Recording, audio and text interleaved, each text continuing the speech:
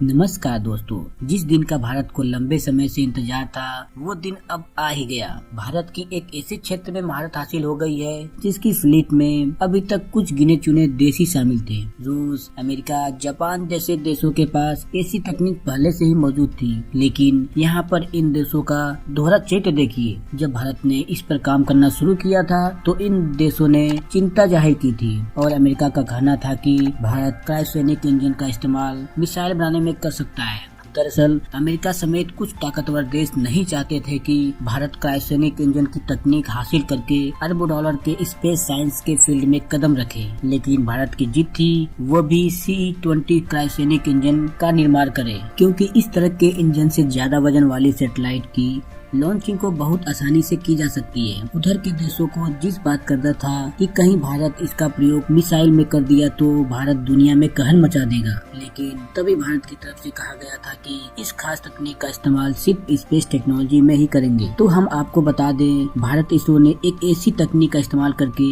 Engine का सफल परीक्षण किया है जिसका निर्माण हर किसी देश के बस में नहीं है। जिस इंजन का सफल परीक्षण किया गया है उस इंजन का नाम है C-20 क्रायोजेनिक इंजन 20 है। इस इंजन का इस्तेमाल इसरो के द्वारा भविष्य में GSLV मिशन में किया जाएगा। वहीं पर इसरो की तरफ से दी गई जानकारी के अनुसार 22 टन थ्रस्ट स्तर पर क्रायोजेनिक इंजन C-20 को सबसे लंबे अवधि 650 सेकेंड तक सफलतापूर्वक चलाया गया। ये हॉट टेस्ट तमिलनाडु के महिंदगिरी स्थित इसरो प्रपल्सन कॉम्प्लेक्स में किया गया। दोस्तों, इस परीक्षण के द्वारा क्रायोजेनिक इंजन C-20 को उड़ान के लिए 22 टन थ्रस्ट की क्षमता हासिल हो गई है। इस परीक्षण के दौरान क्रायोजेनिक इंजन C-20 को पहले 40 सेकेंड तक 20.2 टन थ्रस्ट स्तर पर परिचालित किया गया। वहीं इसके बाद 20 टन के समान स्तर पर परिचालित किया गया। आखिरी 435 सेकेंड तक इस इंजन को 22.2 टन थ्रस्ट स्तर पर परिचालित किया गया। वहीं इससे पहले इस इंजन का कुल 2720 सेकेंड अवधि तक हॉट टेस्ट किया जा चुका है। वहीं पर अब 650 सेकेंड के परीक्षण के बाद कुल 3370 सेकेंड तक हॉट टेस्ट पूरा किया जा चुका है। उधर 2014 में क्रायोजेनिक इंजन लगे रॉकेट की पहली सफल उड़ान के साथ ही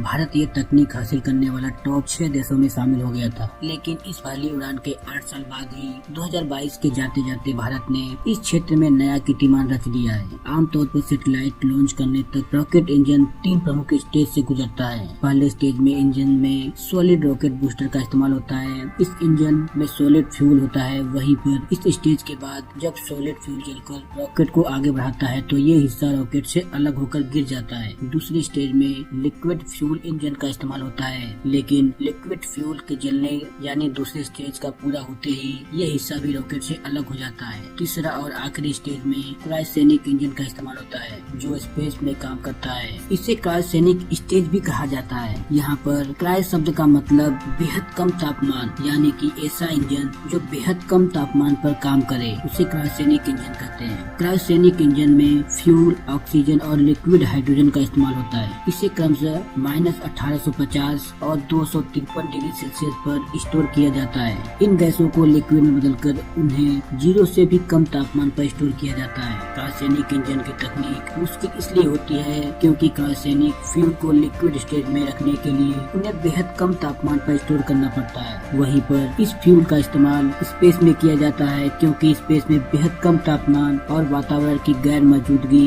यानी ऑक्सीजन का न होने की वजह से वहाँ साधारण फ्यूल का इस्तेमाल नहीं किया जा सकता है, जिसका इस्तेमाल धरती पर संभव है। अब आप सोच सकते हैं कि भारत को कितने बड़े फील्ड में सफलता हासिल हुई है और आप इससे भारत के स्पेस सेक्टर आने वाले समय में काफी ज्यादा तेजी से आगे ग्रो होगा। तो दोस्तों, भारत के इसरो के ऐसी तकनीक के बारे में आपकी क्या राय है मुझे कमेंट बॉक्स में जरूर बताएं। और भारत के ऐसे ही यूजफुल और इन्फॉर्मेटिव वीडियो पाने के लिए आप हमारे यूट्यूब चैनल को सब्सक्राइब जरूर कर लें, जिससे कि आपको हमारी नई अपडेट आपको मिलती रहे। तो मिलते हैं एक नए और इन्फॉर्मेटिव वीडियो के साथ, तब तक के लिए नमस्कार।